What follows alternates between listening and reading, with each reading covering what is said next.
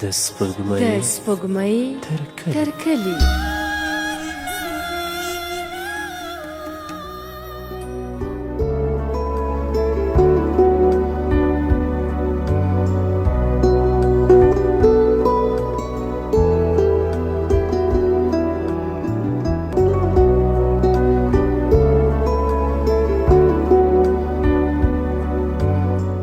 سپوږمۍ تر کلي خپرونې قدرمنو دوستانو د مینې او جګړې ناول اتمه برخه ته ښه راغلاست.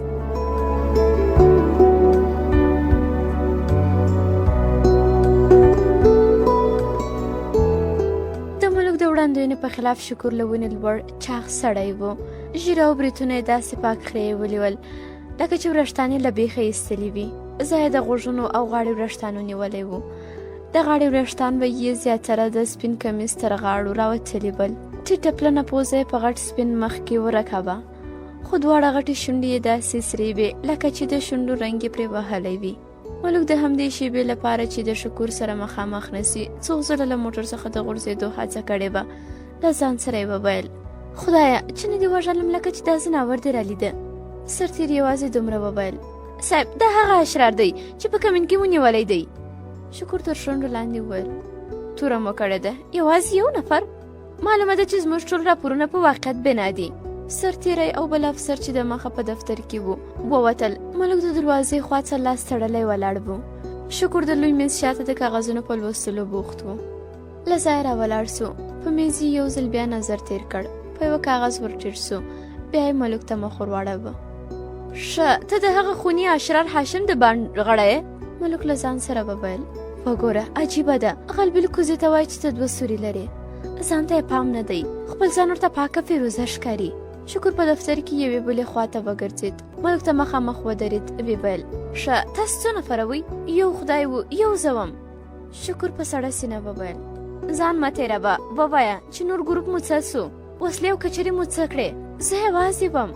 نه لکه چې ما نه پېژنې ها، دلته به اول ما ته اعتراف کوې. ملک خپله مخکینۍ خبره تکرار کړه.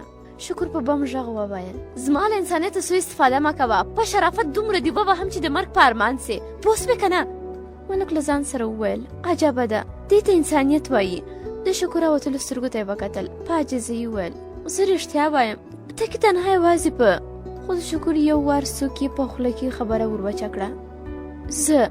شکور نورو خبرو ته پرېنښود، له څېرې نه یې وپوهېده چې په اسانه اقرار نه کوي. شکور د کشف او تحقیق په برخه کې 3 کاله په شوروي اتحاد کې زده کړې کړې وې او په دې برخه کې د تجربې خاوند بلل کېده. تر اوسه پورې له رنګارنګ تکتیکونو څخه په ګټه اخیستنې سره ډېر په خبرو راوستلي ول. له هر زنداني سره به لومړی نرم چلند کاوه، که به یې اعتراف ونه کړ نو ډول ډول جزاوې به یې ورکولې. د تحقیق 3م پړاو هم درلود. په 3م پړاو کې به یې د خپلو او یا تر لاس لاندې کارکوونکو د ظلم له امله له بندي بخښنه غوښته. د هغه په غم او درد به یې ځان شریکاوه، ان ځینې وخت به یې ورسره ژړل هم، او بیا به یې په چل کې پرې اقرار وکړ. که به په کوم بندي د ټولو تکتیکونو اثر به نه کړ او چوپ به پاته سو، بیا به په شپه کې په دښته کې کندې ته بوت او د تل لپاره به یې چوپ کاوه. شکور به ځینو کله کله شکرندوف هم باله. معلومه نه وه چې دا نوم د په ځان ایښی و که به خلکو له مسخرو باله. د پخوا په خلاف نن د ملک سره د شکور نرم چلند لنډ و. ډېر ژر د ده په خبره په دا بله خوا ور واوښت. ملک یې تر ستوني ونیو: وایې که نه، ته لکه چې ما نه پېژنې چې د طوطي غوندې دې په خبرو رانولم، خپل نوم بدلوم. د ملک ستونی پرېښود، همداسې مخامخ ورته ودرېد. ملک اوږده ساه واچوله. شکور په نس کې په سوک وواهه: که څه ونه وای دا مرداره خوله به دې د تل لپاره له خاورو ډکه کړم. له دې سره د لغتو سوکانو شروع پرې وکړله. ملک د دفتر د چای خوړلو په کوچني میز پر ولوېد. د میز په سر شیشه یي سګرټدانې ټوټې ټوټې سوه. شکور غورېده، نور څوک یې په خبرو نه پوهېدل. د ټلیفون زنګ ووهل سو. شکور د میز خواته ورغی، په ټلیفون یې لاس کښېښود، غوږ یې راپورته کړه. له ساه ډک و، خبرې یې نسوې کولی. ورو یې وویل: بلې. شکور د ټلیفون غوږۍ په غوږ کې تر میز راتاو سو، په خپله چوکۍ کښېناست. له هغې خوا چا خبرې کولې، خو ته یوازې په ځواب ورکاوه او د سمه ده بیا به خبرې وکړو. په ویلو د ټلیفون ګوشي کښېښوله. ملک ته چې د اوږده کوچ خواته ناست و بد بد وکتل. تر میز لاندې زنګ یې وواهه. یو دنګ سرتېری راننوت. شکور وویل: دا د لارین زوی بوزه او غلام سنایي ما ته راواستوه.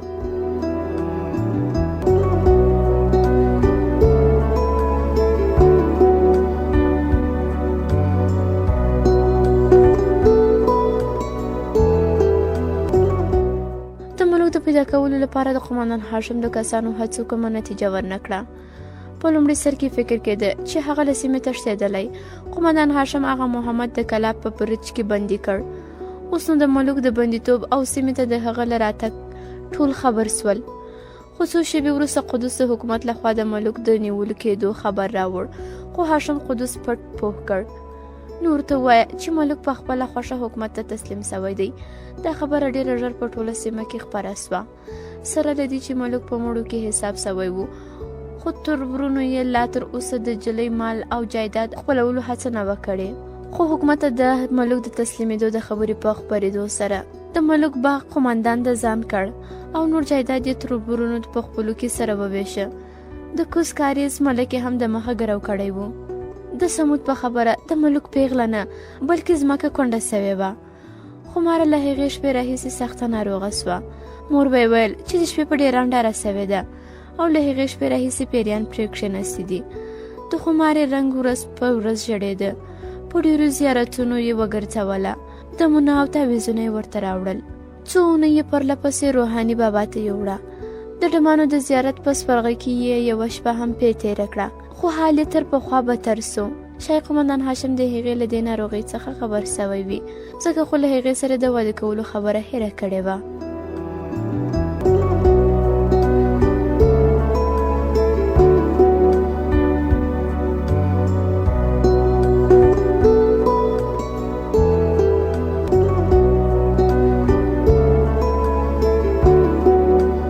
سرتیرو ملک د شکر دفتر ته راوست، خو دا ځل یې لاسونه نه وو تړل سوي. سرتیرې له احترام کولو وروسته ووتل. ملک هماغسې ژر زبېښلی په دروازه کې ولاړ و. په زړه یې لړزه ګډه وه. سترګو لاندې یې د شکر حرکتونه څارل چې په ټلیفون کې خبرې کولې. د ټلیفوني خبرو په وخت کې داسې لاسونه خوځول لکه یوې لویې غونډې ته چې وینا کوله. چې خبرې یې خلاصې کړې، له ځایه راولاړ سو. له ملک سره په لاس روغبړ وکړ. ملک زړه نازړه لاس ورکړ. شکر څوکۍ ته اشاره وکړه، ویې ویل کښېنه. ملک لا ولاړ و. شکر یې په مټ لاس کښېښود. کښېنه ولې ولاړ یې؟ زه پوهېږم چې له تا سره ډېر بد چلند سوی دی. ته مه خفه کېږه. دلته هم د هاشم غوندې خو ناشام افراد پیدا کېږي. د کړکۍ خواته ودرېد، پسې زیاته یې کړه. د هغو په ځای زه بخښنه درنه غواړم. دوی د انقلاب مطالبات په نظر کې نه نیسي. موږ ستاسې په باره کې ټول معلومات او اطلاعات ترلاسه کړل. مسکی سو ویې ویل لیونیه، تا خو دا هم ونه ویل د قومندان هاشم چاړه ستاسو ستوني ته هم رسېدلې ده. ملک له ځان سره فکر وکړ. وګوره لیوه بیا د پسه پوست واغوست. عجیب خلک دي، په هره جامه کې ځان جوړولی سي. تر شونډو لاندې د هغه ځواب ورکړ. کېږي نو، دنیا ده. له کومه ظالمه به سړی وژاړي. نور نو له ظلم او ستم نه خلاص سوی یې. خو ته به یو کار کوې. د ملک مخې ته ودرېد، ویې ویل ودې نه ویل کوم کار؟ هغه د هاشم وژل دي. ملک په حیرانۍ ورته وکتل. هو، هم ځان د هغه له شره خلاص کړه او هم نور خلک ترې بېغمه کړه. یعنې هم ثواب هم خرما. په خندا یې پسې زیاته کړه. غذا دې ته وایي، تا هسې غلطه کړې ده. څنګه خوښه دې ده؟ ملک ورو وویل که ما وژلی سو دې حالت ته به ولې رارسېدم؟ لیونیه، هغه وخت یوازې وې، اوس یوازې نه یې. موږ ټول امکانات درته برابروو او بیا چې په حکومت کې هم مقام او هر څومره پیسې غواړې تر تا قربان. په غرور پسې زیاته کړه. لیونیه، انقلاب له تا سره دی. زه دا کار نسم کولی. شکر ټینګار کاوه. موږ ټول فکر کړی دی یوازې ته چې هاشم وژلی سي او بس پټ دې هلته لیږو، په اسانه یې وژلی سي. زموږ شبکې در سره کومک کوي، زه یې نه وژنم. شکر په تعجب وویل ولې؟ بس د شکر په ټنډه کې کرښې پیدا سوې. ویې ویل وایه خرې چیرې ښکاوه او دی چېرته؟ موږ سمه لاره در ښیو، ته لا نخرې کوې. دا سمه لاره نه ده. دا د مېړانې لاره نه ده چې د قیامت یوه ورځ هم پاته وي زه غچ ترې اخلم، خو داسې نه. شکر په نصیحت وویل ګوره که زموږ خبره ونه منې حال به دې ډېر خراب سي. ملک په زړه کې وویل اوس خو مې هم حال داسې نه دی چې خراب به سي. تر دې به لاس سره باندې کوئ، مړ به مې کړئ، کاش مړ مې کړئ. په خوله یې څه ونه ویل، هماغسې غلی په چوکۍ کې ناست و. شکر د نصیحت په ډول څو نورې خبرې هم ورته وکړې، خو ملک ونه منله. شکر تر میز لاندې زنګ ټینګ کړ. یو سرتیری راغی او د ده په اشاره ملک له دفتره وایست. د زندان په دروازه کې یې ګلا خان ولید. په زړه کې وویل اوس را پیدا سو، خو خو ګلا خان ځان ناګاره واچوه. ملک یې زندان ته بوت. څو شېبې وروسته ګلا خان دروازې ته راوغوښت. تر پوښتنې د مخه یې ورته وویل د تره زوی مه خفه کېږه، که خدای کول یو څه خو به وکړو. له شکره مه ډارېږه، په خپله تبدیل دی، نن یا سبا به ځي.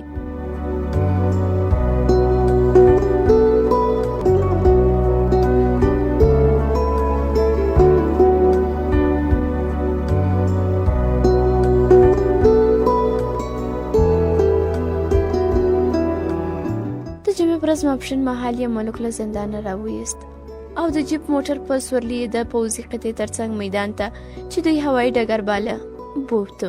ملک د سرتیرو له خبرو پوه سو چې په الوتکو کې کابل ته بیایي. د سرتیرو په منځ کې ګلا خان هم و، خو تر اوسه یې له ملک سره خبرې نه وې کړې. افسر په میدان کې ګلا خان ته یو پاکټ ورکړ. ورته یې وویل دا ډېره مهمه وظیفه ده، بې غوري نه ده پکښې پکار چې له الوتکې کوز وې دا مکتوب به هلته ورکړې، پوه سوې؟ سمه ده. افسر په ټینګار وویل ډیر به متوجه اوسې، ته مو ځکه ورسره ولېږلې چې دا له تا سره هم کومک دی، ورور به دې هم ووینې او چکر به دې هم سي. بس تاسې ډاډه اوسئ. نږدې یو ساعت وروسته دوه هلیکوپترې له لرې راښکاره سوې. هلیکوپترو په دښتو کې دوړې جوړې کړې. د کښېناستو سره جوخت د ښاري بسونو په څېر بیروبار پرې جوړ سو. مسافرو، سرتیرو او افسرانو او مامورینو هر یو تر بل ځان مخکې کاوه. نورو سرتیرو مسافر له هلیکوپترو شړل، خو چا د هغو منتونو او وهلو ټکولو ته پام نه ساته. چا به ویل مور مې مړه د ټلګرام راغلی دی، چا ویل رخصتي مې دلته پوره سوه. هر یو پولیټانو ته زارۍ کولې چې هلیکوپتر ته یې پورته کړي. دواړه هلیکوپتر له مسافرو ډک سول. ګلا خان او ملک ونه سوی کړی چې پورته سي. ګلا خان هلته ولاړ افسر ته وویل. افسر له دوو سرتیرو سره د پیلوټ په ملګرتیا هلیکوپتر ته ور پورته سول. 3 کسه یې راکوز کړل. د هغوی د زاریو کنځایو پروا یې ونه کړه. ګلا خان او ملک یې هلیکوپتر ته پورته کړل. هلیکوپتر مازدیګر ناوخته د کابل په هوایي ډګر کې راکوز سو. ګلا خان د مکتوب پاکټ له جیب څخه راویست، په لاس کې راواړوه او بیرته په بل جیب کې واچوه. ملک ته یې مخ ور واړوه. د تره زویه راځه. ملک غلی پسې روان سو. ګلا خان یې په مټ لاس کښېښود. ورته ویې ویل خفه نه سې چې لاسونه دې تړلي دي، خیر ده ته راځه. دواړه په ټکسي موټر کې کښېناستل. ډرایور ته یې وویل فشار نه وکړو چې ګل فروشي. موټر د هغه سرای خونې ته ودرېد چې د ګلا خان د ورور کوټه پکښې کې وه. ګلا خان بکس غاړې ته واچو. ملک ته یې وویل راځه، خدای دې وکړي چې کلا خان په ځای کې وي او چېرته تللی نه وي. کلا خان او بل ملګری په کوټه کې د دیګ په پخولو لګیا وو. کلا خان یې په غېږ کې ونیو. شکر چې راغلې، بېګا مې په خوب کې لیدې، ډېر په تشویش کې وم. کلا خان تر ملک هم غېږ را وګرځاوه، خو ملک غېږ ورنه کړ. کلا خان حیران ورته وکتل. پوه سو چې لاسونه یې تړلي دي. په اشاره یې ګلا خان ته وویل دا بندي دی. کلا خان وخندل. نو زما په کوټه دې د بندیخانې ګمان کړی دی؟ نه، دا د شیرخان اکا زوی دی. کلا خان په ناباوري وویل رښتیا وایې؟ ملک ته یې کښته پورته وکتل. ګلا خان ته یې مخ ور واړاوه. ویې ویل نو بیا دې لاسونه ولې پرې تړلي دي؟ ګلا خان د ملک لاسونه خلاص کړل. کلا خان بیا غېږه ورکړه. ګلا خان ټوله کیسه ورته وکړه. ښه عجیبه ده والا. ملک ته د ژولیا خبرې ور یادې سوې. عجیبه دا نه ده، عجیبه دا ده چې یو انسان ولې د بل انسان اسیر وي. له ځان سره وویل عجیبه دا نه ده، عجیبه دا ده چې د شیرخان زوی د منان د زوی اسیر دی، لاسونه یې تړلي دي. د سون مرکز ته د عبدالشکور د تللو د لارې امنیت لا د مخه نیول سوی و. وسلوال کسان لا د شپې له لارې په سر د لنډمهاله پوستو د جوړولو لپاره تللي ول. په لاره کې د دوو غونډیو سرونو ته ټنګونه هم خېژول سوي ول او دا ټول امنیتي تدابیر د قدس د پروني رپورټ له مخې نیول سوي وو. قدس چې پرون په پټه د قومندان محمد هاشم مرکز ته استول سوی و خبر راوړی و چې هاشم د شکور له حرکت څخه خبر سوی دی، نیت لري چې د پوځي کڅار لاره ونیسي. سره له دې چې د زون مرکز ته د شکور د تلو پلان په پټه نیول سوی و، خو دا معلومه نه سوه چې هاشم څه ډول او چا خبر کړی دی. قدس د هغوی د کمین ځای هم ښودلی و. هغه دا هم ویلي و چې قومندان هاشم پرون ټولو ته ویلي که شکور له سیمې ژوندی ووت نو دې ته به د ښځې ټیکري ور په سر کوي. د قومندان هاشم د دغه کلک هوډ او سوګند په مقابل کې شکور کلک امنیتي تدابیر ونیو. د خپل حرکت لوری له کلیو چپ کړ او یوې پوځي قطعې ته یې د هغوی د کمین پر سیمه د یرغل امر هم کړی و.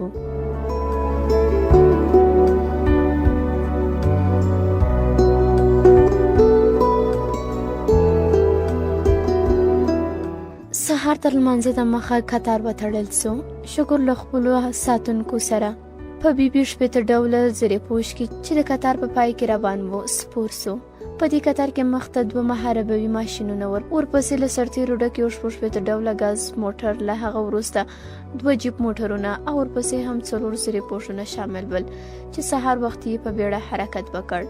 په خامه سړک د دوړو او لوګیو یوه لویه لیکه جوړه سوې وه. کتار له نیم ساعت مزل وروسته سړک پرېښود او په دښتو سر سو. له همدې سره په کتار کې ګډوډي هم جوړه سوه. کله به یو مخې ته سو، کله بل. اوس نو په یوه لیکه نه و روان. په لاره کې د جیپ موټر ټایر پنچر سو. ټول کتار ته د ودرېدو امر ورکړل سو. له دې سره له مخې ته پروت کلي څخه د ډزو اوازونه واورېدل سول. څرګنده سوه چې د مخه استول سوي قطعې په کلي یرغل کړی و. شکر د دې خبر په اورېدو سره خواشینی سو.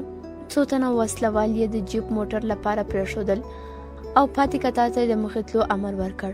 کتار چې له غونډیو واوښت د جګړې په منځ کې راګیر سو. له شاوخوا غونډیو او کاریزونو ورباندې یرغل پیل سو. ټانکونو او زیرې پوشونو د پناه ځای نه درلود. په وچ ډګر بدرېدل، هرې خوا یې ډزې کولې. یو زیرې پوش ور واخیست. شکر پرله پسې په مخابره کې خبرې کولې. له جیپ سره د پاتې کسانو مخابروي اړیکې وشلېدلې. د دویمې غونډۍ څخه چې له دې سیمې لرې پرته به هم خواشینونکي خبرونه را رسېدل. څو تنه تسلیم سوي ول. په ټانک کې پاتې 3 کسانو مقاومت کاوه. هغوی په مخابره کې پرله پسې چیغې وهلې، انقلاب طوفان، انقلاب طوفان. خو شکر کلي ته د تللې قطعې له قومندان سره په خبرو بوخت و. بلې طوفان، انګار، اورم، ادامه، طوفان، انګار ادامه. د مخابرې له بغش سره یو ځل له هغې خوا ډډ غږ واورېدل سو. انګار طوفان، توجه، انګار ټول کلی نیولی دی. دشمن د شمال په استقامت په تېښته دی. د بلې مخابرې چغو دوام درلود. انقلاب طوفان. خو شکر ځواب ورنه کړ. د انګار په ځواب کې وویل، ډېر ښه طوفان، انګار. دشمن تعقیب کړئ، کوشش وکړئ اول شخص مړی یا ژوندی په لاس راوړئ. اطاعت کیږي. شکر بلې مخابرې ته چې پرله پسې چیغې وهلې ځواب ورکړ، طوفان، انقلاب. اورم طوفان یم، اورم.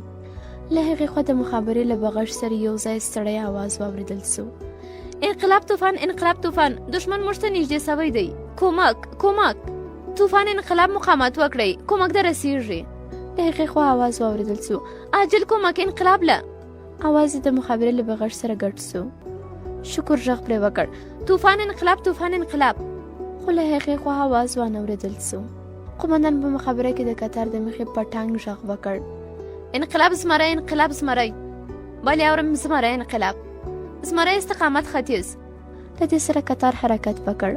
د 4 ډوله ګاز موټر ټایرونه په ګولیو ولګېدل. موټر یې ځای پر ځای پرېښود. دوی د مرمیو په باران کې پر مخ ولاړل. شکر په مخابره کې پرله پسې چیغې وهلې، طوفان، انقلاب. اوس نو چې د جګړې له ځایه ښه لرې سوي ول، شکر شیبه په شیبه په مخابره کې چیغې وهلې، طوفان، انقلاب. د زیرې پوش له ګرګجنې څخه یو بل افسر پرې غږ وکړ، انقلاب اورم، انقلاب ورخیستی دی. شکر لومړی ځل له زیرې پوش نه سر راوچت کړ. ویې لیدل چې د غونډۍ پر سر له ټانک نه لمبې خیږي. په افسوس یې سر وښوراو، بیرته په زیرې پوش کې ننوت. د زیرې پوش په سر ناست افسر خبر ورکړ چې د سړک ترڅنګ مړی پروت دی.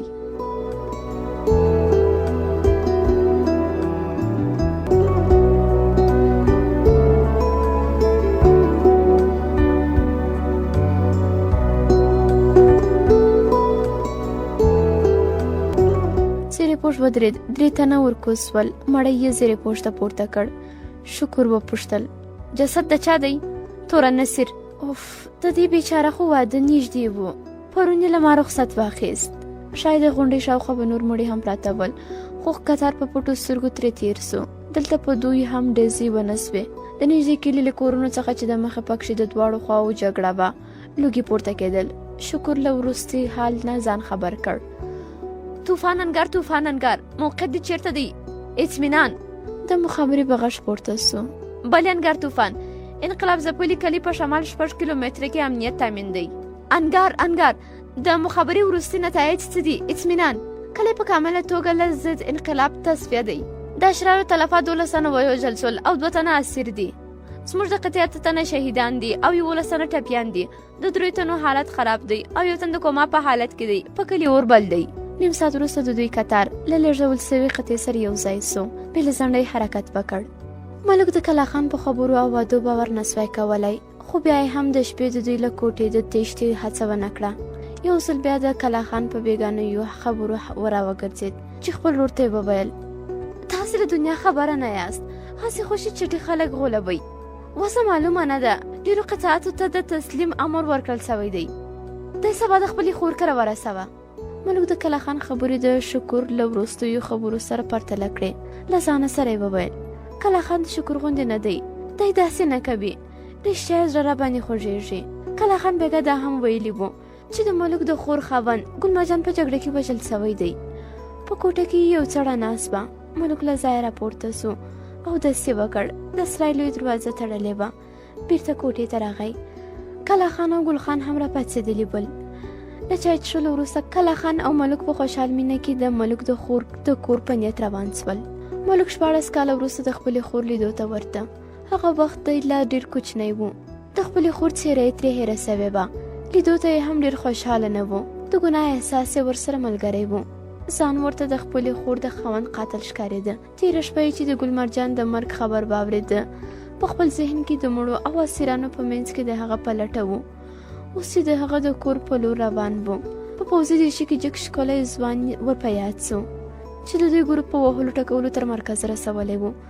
سره له دې چې له هغه وروسته یې ونه لیده، خو یوه شپه چې بندیان له زندان څخه وتښتېدل، دوی ورباندې ډزونه وکړل. د کلا شاوخوا وینې ډېرې تویې سوې وې، خو مړي هلته نه و پاتې. بیا وروسته چا خبر راوړ چې تښتېدلي کسان ټول جبار قمندان په غره کې وژلي. 2 تنو یې په لاره ډېره وینه ضایع کړې وه او مړه سوي ول. ملک نه پوهېده چې ګل مرجان څه سو، خو ځان یې د هغه قاتل باله. له ځان سره یې وویل: خلک خپلو خویندو ته پوړنې ورپسر کوي، ما یې له سره پوړنی واخیست. ما خپله خور کونډه کړه، ما خپل واړه خوریان یتیم کړل. کلا خان په اوږه لاس ورکښېښود. څنګه یې وطنه، په کوم چرت کې تللی یې؟ خور به دې څومره درته خوشحاله سي؟ ملک یوازې د ځواب ورکړ. په زړه کې ویل: هو، چا چې د چا د سر پوړنی اخیستی وي، خود به په لیدو خوشحاله وي. پرون یې لاس تړلی و او په هلیکوپتر کې د زندان په لور روان و، خو نن په ټکسي موټر کې د خپلې خور د کور په لور روان و. په یو ورځ کې دا ډېر لوی بدلون و چې د ملک په ژوند کې راغلی و. پرون دا هم معلومه نه وه چې زندان ته به یې وړي او که بیلګون ته. نن معلومه وه، خو ملک په خپل ژوند کې په دومره لږ وخت کې په دغه لوی بدلون خوښ نه معلومېده. خور ته به یې څه وایي چې خاوند یې د ده په سیمه کې څنګه او د چا لخوا ووژل سو. ملک ځان ته ډاډ ورکړ: نه، ښایي هغه به کوم بل ځای کې وژل سوی وي. ما هیڅ لیدلی نه دی. که مې لیدلی وای حتما مې پېژانده. حتما څنګه به مې نه پېژانده؟ کوشش یې وکړ د ماشومتوب په شپو ورځو کې د هغه د لیدو یوه خاطره را په زړه کړي. په خپل ذهن یې فشار راوست. هو، هغه نری جګ سړی و. زموږ کور ته به په موټرسایکل راته، ډول ډول میوې به یې راوړلې. کوم چې ما لیدلی و دا هغه نه دی، هغه بل څوک و. دا بل څوک. خپل دغو سوچونو هم قناعت ور نه کړ. له ځان سره یې وویل: ګل مرجان چې هر ځای وژل سوی وي، زه پکښې شریک یم. ما خپله خور کونډه کړې ده، ما خپل خوریینو یتیمان کړي دي. اوه، زه به څه ورته وایم؟ خور به مې. ټکسي د یوې شنې رنګې دروازې مخې ته ودرېد.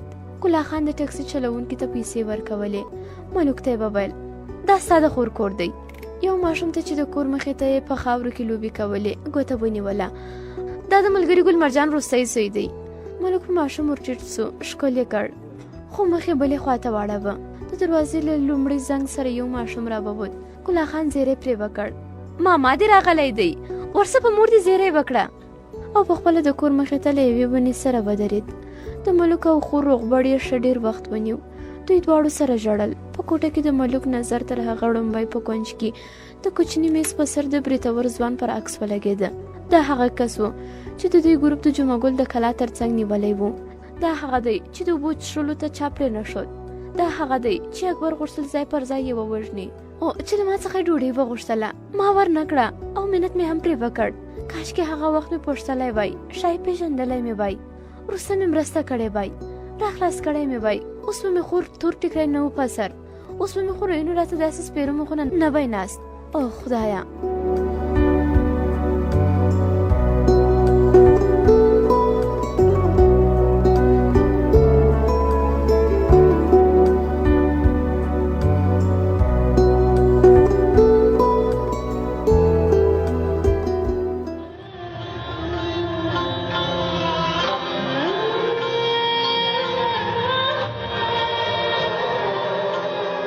د سپوږمۍ تر کلي